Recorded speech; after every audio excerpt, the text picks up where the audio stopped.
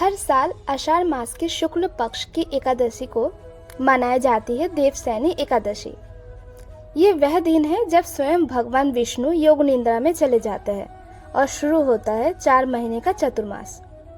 क्या है ये रहस्यमय कथा? क्यों नहीं होते हैं इस समय मंगल कार्य?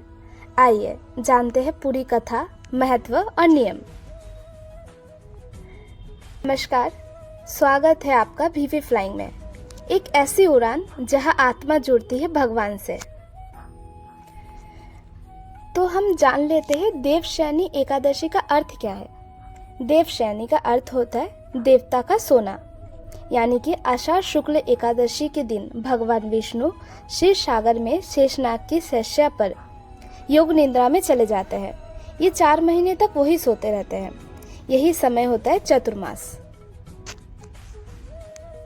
देवशयनी एकादशी तिथि का आरंभ जो है 5 जुलाई 2025 शाम के 6:58 में स्टार्ट होगी और एकादशी का समाप्त जो होगी 6 जुलाई 2025 शाम के 9:14 में।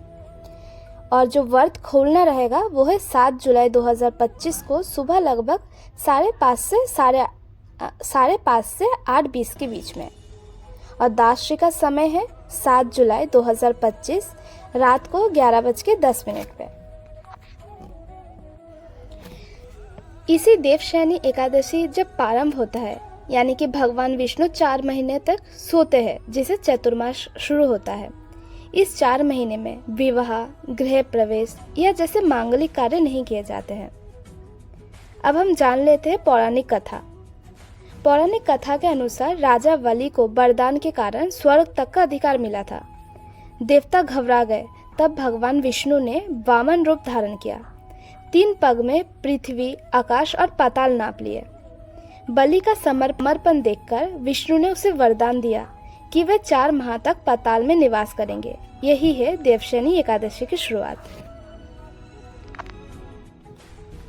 तो आइए अब हम जान लेते हैं व्रत की विधि और नियम।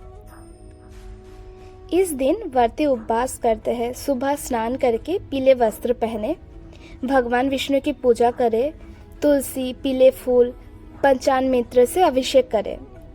रात को जागरण करना भी बहुत शुभ माना जाता है और अगले दिन पारण करें।